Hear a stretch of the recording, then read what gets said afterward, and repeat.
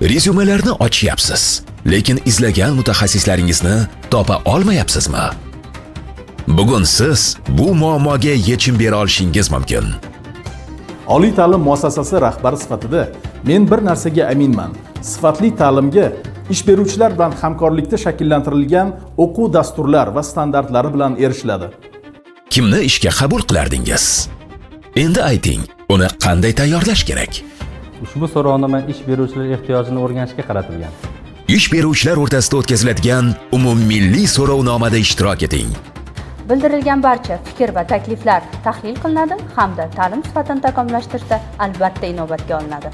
Bugungi talaba ertaga sizning xodimingiz bo'lishi mumkin. Biz uchun faqat bilim emas, jamoada ishlay oladigan mas'uliyatli bitiruvchilarni tayyorlash ham juda muhim.